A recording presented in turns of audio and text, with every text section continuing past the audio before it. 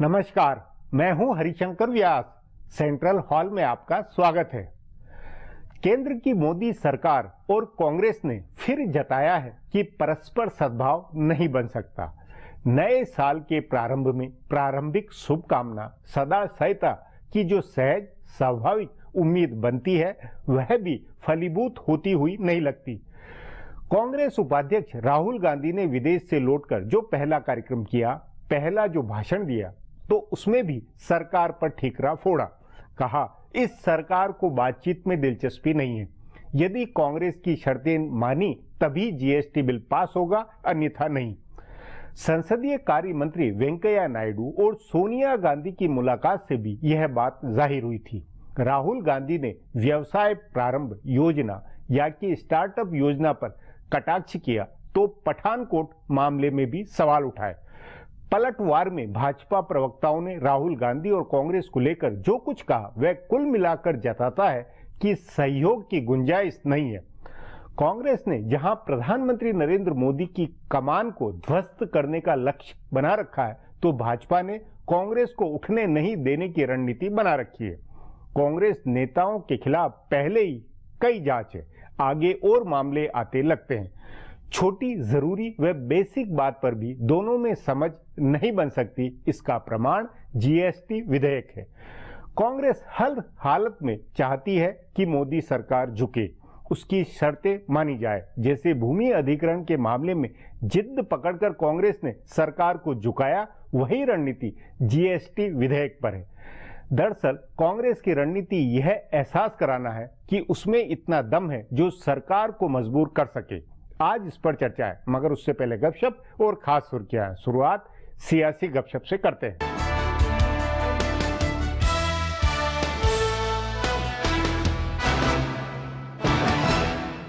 अमित शाह की बीजेपी के सदर के नाते पहली 3 साल की मियाद 25 जनवरी से शुरू होगी और 3 महीने में ही पता चल जाएगा कि आगे का उनका सफर कैसा रहना है। माहिरीन जराये के मुताबिक 24 जनवरी की शाम को सदर के तौर पर उनके मुंतखब किए जाने के ऐलान के बाद फौरन वो अपनी नई टीम बनाएंगे। पहले भी जब उनको राजनाथ सिंह की मियाद पूरा करने के लिए सदर बनाया गया था, तब भी नई टीम बनाने में उन्होंने काफी वक्त लिया था और ओहदेदारान के नाम का ऐलान करने के बाद भी उनके कामकाज की तकसीम काफी दिनों के बाद हुई थी। उसी तरह इस बार भी कहा जा रहा है कि वो इंतखाबात तक इंतजार कर सकते हैं। मार्च अप्रैल में 4 सूबों और मरकज के मातहत वाली एक रियासत पुडुचेरी में असेंबली इंतखाबात हैं। मगरबी बंगाल, असम और केरल में हाल ही में पार्टी ने नए सदर मुंतखब किए हैं और इंचार्ज भी बना दिए गए हैं। तमिलनाडु और केरल के लिए तो इंतखाबी इंचार्ज के तौर पर जेपी नड्डा और प्रकाश जावड़ेकर को मुंतखब किया गया है। मजीद 2 सूबों के लिए इंतखाबी इंचार्ज के नाम का ऐलान होना है और वो जिम्मा भी मरकजी वुजरा को ही मिलेगा। चूँकि इंतखाबात कराने वाली टीम तकरीबन तैयार है, इसलिए कहा जा रहा है कि नए ओहदेदारान के ऐलान करने की जल्दबाजी नहीं होगी। बहरहाल इन 5 सूबों में कुल 850 असेंबली नशिस्तें हैं, जिनमें से बीजेपी के पास सिर्फ 6 सीटें हैं और पार्टी के रहनुमा मान रहे हैं कि वो इस बार कम से कम 60 सीटें जीतेंगे। कांग्रेस नायब सदर राहुल गांधी अभी मुंबई कांग्रेस का झगड़ा सुलझा कर आए हैं। हालांकि इसमें वो कितने कामयाब हुए हैं, ये तो मुंबई इलाकाई कांग्रेस के आगे के कामकाज से पता चलेगा। इससे पहले उन्होंने पंजाब कांग्रेस का झगड़ा सुलझाया था। असम में भी हिमंता बिस्वा शर्मा के पार्टी से अलग होने के बाद तंजीम का झगड़ा सुलझ गया है और सूबाई सदर अंजन दत्ता ने वजीर आला तरुण गोगोई की कयादत को मान लिया है। बुध को राहुल ने तमिलनाडु के रहनुमाओं का झगड़ा सुलझाने की कोशिश की, लेकिन इसमें कामयाबी हाथ नहीं लग पाई। तमिलनाडु से पार्टी के तकरीबन सभी सीनियर रहनुमा चाहते हैं कि सूबाई सदर EVKS इलागोवन की विदाई हो, लेकिन इंतखाबात से 2 महीने पहले सदर बदलने का जोखिम पार्टी नहीं ले सकती है। पार्टी रहनुमाओं के राहुल से मिलने के बाद इलागोवन ने अलग से सोनिया गांधी से मुलाकात की और इंतखाबात तक अपना ओहदा बचाने में कामयाब हुए। वो ऐसे भी करुणानिधि के साथ मफाहमत में अहम रोल निभा रहे हैं, लेकिन ये तय माना जा रहा है कि पार्टी के दीगर रहनुमा उनके साथ ताउन नहीं करेंगे। यही हालत मगरबी बंगाल में अधीर रंजन चौधरी की नजर आ रही है। बताया जा रहा है कि राहुल गांधी जल्द ही बंगाल के रहनुमाओं से मिलेंगे और उन्हें चौधरी के साथ ताउन के लिए कहेंगे, लेकिन कई खेमों में तकसीम हुई पार्टी के रहनुमा मान रहे हैं कि ममता के तई चौधरी की जाती खुन्नस की वजह से कांग्रेस और तृणमूल की मफाहमत नहीं हो पा रही है और इस वजह से कांग्रेस को इस बार काफी नुकसान होगा। केरल का झगड़ा निपटाने का जिम्मा एंटनी का है।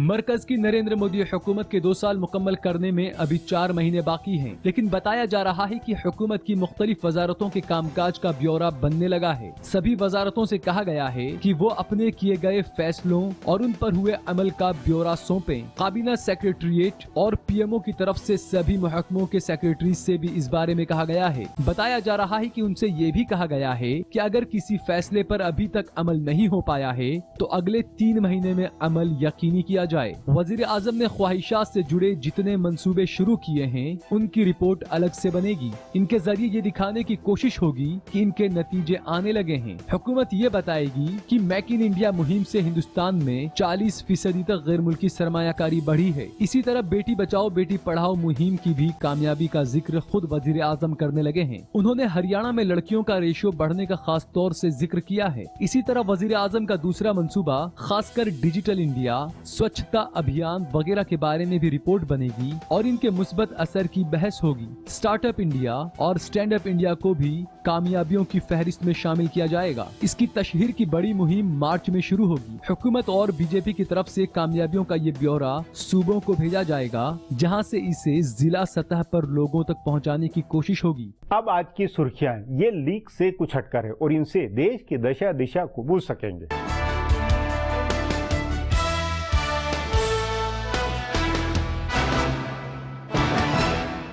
हैदराबाद सेंट्रल यूनिवर्सिटी के पीएचडी के तालिब इल्म रोहित वेमुला की खुदकुशी के बाद बढ़ते जा रहे तनाज़े को देखते हुए उनके साथ मुअत्तल किए गए बाकी 4 तलबा को मुअत्तल किए जाने का फैसला वापस ले लिया गया है। इससे पहले यूनिवर्सिटी के 1 दर्जन से जायद दलित टीचर्स ने अपने ओहदे से इस्तीफा दे दिया था। इन टीचर्स ने मरकजी वजीर बराए इंसानी वसाइल स्मृति ईरानी पर भी हकीकत के साथ छेड़छाड़ के इल्जाम आयद किए थे। एससी टीचर्स फोरम की तरफ से दबाव बढ़ने पर यूनिवर्सिटी इंतजामिया ने 4 तालिब इल्मों को सस्पेंड किए जाने का फैसला रद्द कर दिया। इन तलबा को सस्पेंड किए जाने का फैसला वापस लेने के मुतालबे के साथ कई तालिब इल्म बुध से भूख हड़ताल पर भी बैठे थे। इसी बीच दिल्ली के वजीर आला अरविंद केजरीवाल और सीपीआई के जनरल सेक्रेटरी सुधाकर रेड्डी ने आज यूनिवर्सिटी के अहाते का दौरा किया और तलबा से मुलाकात की। दूसरी तरफ उत्तर प्रदेश के गवर्नर राम नाईक ने इस तनाजे में कूदते हुए 2 मरकजी वुज़रा का इस्तीफा मांगने की मुखालफत की है। उन्होंने कहा कि इल्जाम साबित होने से पहले किसी का इस्तीफा मांगना ठीक नहीं है।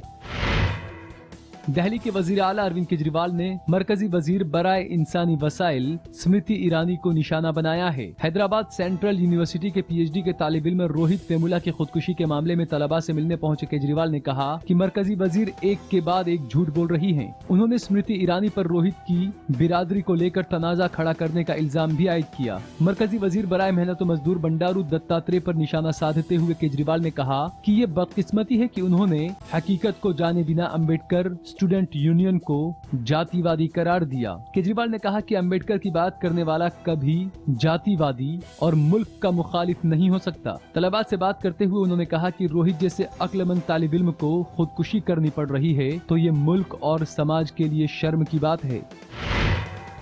हैदराबाद सेंट्रल यूनिवर्सिटी के पीएचडी के तालिब इल्म रोहित वेमुला के खुदकुशी करने के बाद सुर्खियों में आए एबीवीपी के रहनुमा एन सुशील कुमार ने इस मामले की आजाद व शफाफ जांच का मुतालबा किया है। जेर गौर है कि सुशील कुमार की शिकायत पर ही रोहित और बाकी 4 तालिब इल्म पर कार्रवाई हुई थी। सुशील कुमार ने झूठी चोट के बहाने तलबा की शिकायत करने के इल्जाम को खारिज किया है और कहा है कि उनके साथ मारपीट हुई थी। उन्होंने रोहित की खुदकुशी के मसले पर सवाल उठाते हुए कहा कि इस मामले की छानबीन होनी चाहिए कि आखिर जो तालिब इल्म दूसरे स्टूडेंट यूनियन के साथ मुकाबला कर रहा हो और 2 दिन बाद हाईकोर्ट में समाअत होने वाली थी, वो अचानक डिप्रेशन में कैसे चला गया। इसमें साजिश की तरफ इशारा करते हुए एन सुशील कुमार ने कई सवाल उठाए हैं।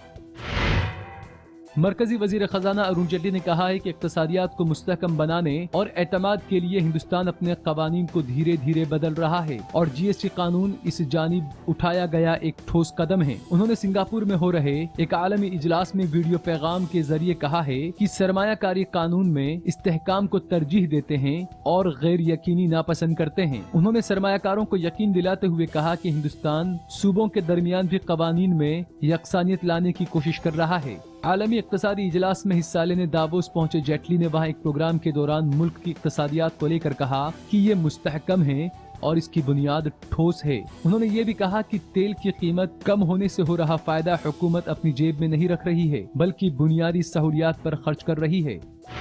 फिलहाल अब एक ब्रेक है, फिर खुलासा होगा।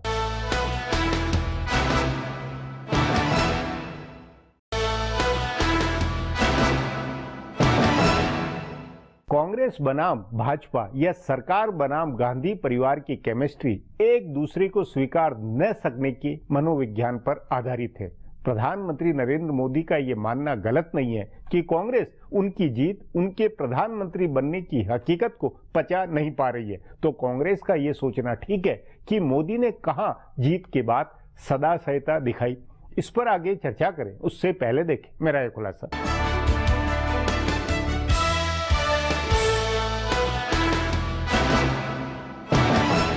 मरकजी हुकूमत और हिज़्ब इख्तलाफ के बीच हमआहंगी या कामकाजी रिश्ते बनने के इम्कानात धीरे धीरे खत्म होते जा रहे हैं। दोनों एक दूसरे के खिलाफ ऐसे महाज खोले हुए हैं कि किसी बात पर रजामंदी नहीं बन पा रही है। हुकूमत की तरफ से ऐवान के बजट इजलास में कामकाज के लिए जरूरी रजामंदी बनाने की कोशिश हुई है, लेकिन हैदराबाद सेंट्रल यूनिवर्सिटी के तालिब इल्म रोहित वेमुला की खुदकुशी के वाक़ये पर जैसी सियासत हुई है, उसके बाद इस बात के इम्कानात कम रह गए हैं कि बजट इजलास में भी हिज़्ब इख्तलाफ हुकूमत को कामकाज करने देगा। कांग्रेस समेत दूसरी तमाम अपोजिशन जमातों ने हैदराबाद के वाक़ये को बड़ा मुद्दा बनाया है। कांग्रेस और बायां महाज के अलावा तृणमूल कांग्रेस और बहुजन समाज पार्टी ने इस मसले पर जोरदार सियासत की है। सबकी तैयारी बजट इजलास के दौरान ये मुद्दा उठाकर ऐवान को ठप करने की है। इजलास शुरू होते ही हिज़्ब इख्तलाफ जमातें ये मुद्दा उठाएंगी और इसके बाद हुकूमत को मुल्क भर में दलितों के साथ इम्तियाजी सलूक करने के लिए जिम्मेदार ठहराया जाएगा। बीजेपी अभी से कांग्रेस की हुकूमतों में हुए दलितों के इस्तेसाल के वाक़ये का ब्यौरा तैयार कर रही है,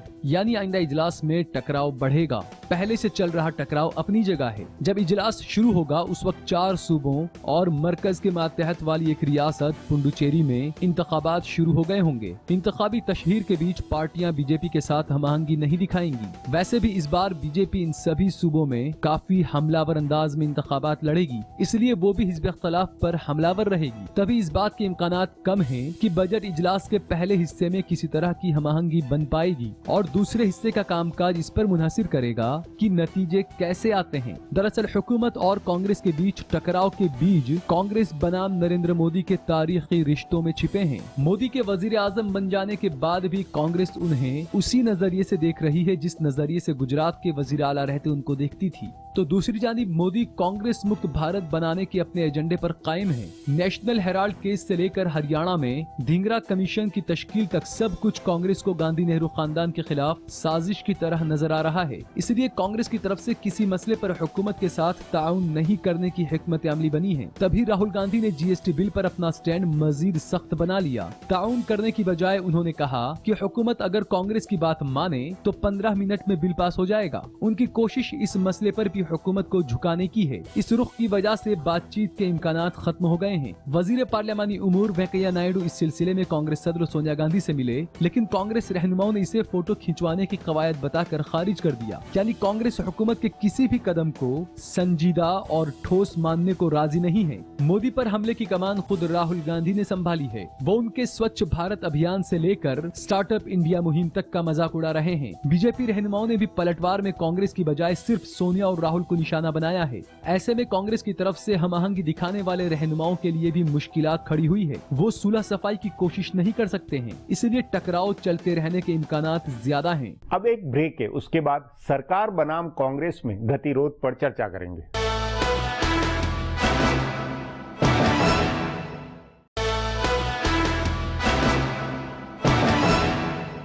संदेह नहीं कि सरकार को अपना काम निकालना है। सरकार को जैसे तैसे पटाकर विपक्ष से बात बनानी चाहिए। मोदी सरकार की दिक्कत विपक्ष में कांग्रेस है। कांग्रेस से नरेंद्र मोदी की कैसे केमिस्ट्री बने या राहुल गांधी की मोदी अमित शाह से तारतम्यता कैसे बने, यह सोचना ही असंभवता लिए हुए है। इस पर चर्चा के लिए आज मेरे साथ वरिष्ठ पत्रकार संजीव श्रीवास्तव है। संजीव जी, 2016 के नए वर्ष के साथ में ये उम्मीद थी कि कांग्रेस और सरकार के बीच में राहुल गांधी, नरेंद्र मोदी या वेंकैया नायडू, सोनिया गांधी से मुलाकात हुई, तब कुछ नए वर्ष के हिसाब से कुछ शुभकामना, कुछ सदाशयता, कुछ सहयोग की भावना बनेगी। लेकिन राहुल गांधी के ताजा बयान के साथ तो उस तरह की कोई स्थिति बनती हुई नहीं लगती है। देखिए, इसकी पृष्ठभूमि हमें समझनी पड़ेगी अच्छी तरह से। पृष्ठभूमि ये है कि पूरे प्रधानमंत्री नरेंद्र मोदी की चुनावी मुहिम और चुनावी मुहिम के बाद भी कुछ समय तक पार्टी के अन्य नेताओं ने जिस जोरदार ढंग से कांग्रेस मुक्त भारत की कल्पना करी और उसको बार बार जो पार्टी 44-45 में सिमटी थी, उस पर एक और कील ठोक के जब वो बात होती थी तो कांग्रेस में तिलमिलाहट बढ़ी थी, खासकर उसके नेतृत्व में। दूसरी तरफ ये भी बात थी कि इतनी बुरी तरह से हार के बाद ये सीखने के बजाय कि पार्टी को कैसे रिवाइव करें और कहां पे सही राजनीतिक किस तरह से बिसात बिछाएं अलग अलग राज्यों में, कहीं ना कहीं कांग्रेस हाईकमान के दिमाग में ये बात भी आ गई कि भाई इसने हमें इस तरह जो मात दिया हम इसको चलने नहीं देंगे। तो दोनों की ये जो एक तो होती है नॉर्मल राजनीति, एक सामान्य राजनीतिक प्रतिद्वंद्विता, लेकिन ये व्यक्तिगत कटुता का जो इसमें पुट है ना, उसकी वजह से कभी कभी लगता है दोनों तरफ से हाथ बढ़ाए जा रहे हैं, लेकिन फिर कुछ ऐसा हो जाता है जाए अनचाहे, जैसे बीच में नेशनल हेराल्ड केस हो गया, तो अब ये सारी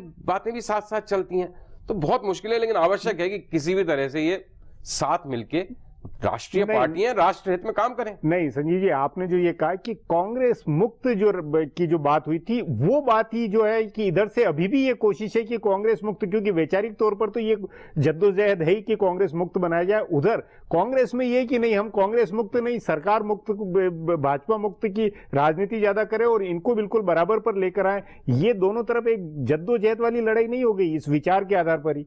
नहीं, बिल्कुल हो रही है। केवल ये विचार निजी तौर के बजाय ये विचार ज्यादा कि कांग्रेस मुक्त या फिर हम इनसे मुक्त, भाजपा मुक्त। मुझे हरिशंकर जी बहुत विनम्रता के साथ थोड़ी सी असहमति इसमें ये है, मुझे लगता है ये गांधी परिवार मुक्त और नरेंद्र मोदी मुक्त, ये व्यक्ति को लेकर व्यक्ति का मामला हो गया, परिवार और व्यक्ति का ज्यादा हो गया। जैसे आप बार बार बीजेपी की तरफ से ये बयान सुनते हैं कि भाई या तो वो बांटने की कोशिश है एक चाणक्य की तरह से कि कांग्रेस के कई नेता द्वितीय पंक्ति के और प्रथम पंक्ति के तो तैयार हैं सहयोग के लिए, लेकिन हाई कमान यानी गांधी परिवार तैयार नहीं होता।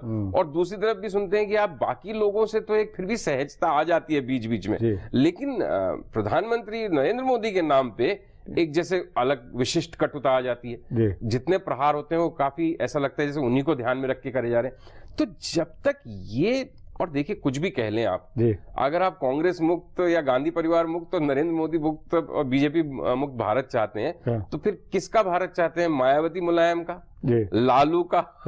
और ये दोनों आपस ज्यादा विकट स्थिति है। ये दोनों राष्ट्रीय दल हैं और ये आपस में वो जो पुरानी कहानी थी ना सर, किसकी बिल्ली बंदर वाली, ये लड़ते रहेंगे और आप धीरे धीरे अपनी जगह बना लेगा, इसकी संभावना से भी इनकार नहीं कर सकते।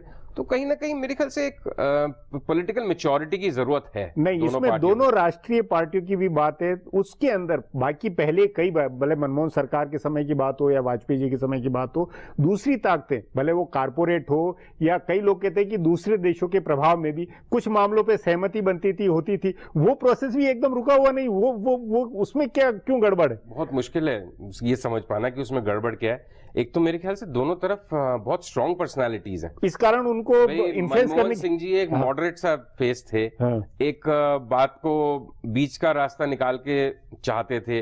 उधर अहमद पटेल भी एक पुराना मतलब एक मैच्योर्ड परिपक्वता उनमें थी। अब जो नरेंद्र मोदी के अमित शाह साहब हैं, वो राष्ट्रीय राजनीति में उस तरह से कभी सक्रिय नहीं रहे, तो शायद उस तरह की बात को बनाए कैसे और जोड़ें कैसे। मोदी जी के नजदीक कौन है, कौन उनको सच में इन्फ्लुएंस करता है, इसकी किसी को जानकारी नहीं। जैसे उधर गांधी परिवार को भी कोई समझाने वाला नहीं है कि अपनी जिद से हटो भाई, ये जीएसटी वगैरह ये ऐसे राष्ट्रीय मुद्दे हैं कि आप खुद तो डूबे सनम, हमको भी ले डूबेंगे। मतलब खुद 44-45 पे आए, देश की राजनीति दुनिया का हाल देखिए, त्राही त्राही मच रही है। उसमें भारत में इन दोनों राष्ट्रीय दलों को साथ मिलकर काम करने की मतलब राष्ट्र हित में आवश्यकता है कि एक साल के लिए नो पॉलिटिक्स। नहीं संजीव जी, वो जीएसटी विधेयक के मामले में कारपोरेट की तरफ से ये माहौल भी बनाने की कोशिश हुई थी कि हम कैंपेन चलाते करते हैं, लेकिन कारपोरेट पहले गांधी परिवार या कांग्रेस में कोई भी इन्फ्लुएंस कर पाता था। इस बार कुछ भी किसी तरह की पहल नहीं हो रही, ये भी अपने आप, क्योंकि लगता है कॉर्पोरेट्स का राहुल गांधी पे कोई इन्फ्लुएंस नहीं है जी। वहां तक जिस तरह से नरेंद्र मोदी तक पहुंच नहीं है, उस तरह तक राहुल गांधी तक भी शायद पहुंच नहीं है। या मैं ये कहूं कि जिस तरह से नरेंद्र मोदी के व्यक्तित्व में एक जिद का भी एक पुट है, उसी तरह राहुल गांधी के व्यक्तित्व में भी एक जिद का पुट है। तो ये उस नाते फिर ये एक प्रॉब्लम है, उस नाते ये कि बजट सत्र भी जो कटुता है, क्योंकि अभी चुनाव भी आने वाले हैं, बिल्कुल 3 महीने बाद ही चुनाव है, तो ये सारा मामला अभी वापस तू में वाला होता हुआ लगता है। चुनावों की वजह से तो ज्यादा कटुता शायद इसलिए नहीं बढ़नी चाहिए कि चुनाव में तो ज्यादातर क्षेत्रीय दलों का बोलबाला रहेगा। आसाम के अंदर और इनमें आप भिड़ना है। में एक केरल मुकाबला है, बाकी और तमिलनाडु, केरल, पश्चिम बंगाल नहीं में भाजपा ने इस पे पूरा वो दम लगाया हुआ, वो अपने बात हिसाब से अलग है दम लगाया। हरिशंकर जी, आप मुझसे उतना ही समझते हैं, बेहतर समझते हैं राजनीति। 3 बड़े राज्यों में ना भाजपा रेलेवेंट है, ना कांग्रेस लेकिन फिर रेलेवेंट भी है। उसके आधार पर, उस कैंपेन के आधार पर कटुता तो बनेगी। कटुता बनाए रखने से तो कोई किसी को रोक नहीं सकता, जी। लेकिन ये इनकी में से कोई सत्ता में नहीं आने वाला। जी। तो एक असम में लड़ाई है, और असम में भी मतलब इन चारों में सबसे छोटा राज्य। और प्रॉब्लम है कि इतने बड़े राष्ट्र में चुनाव तो हर साल होंगे।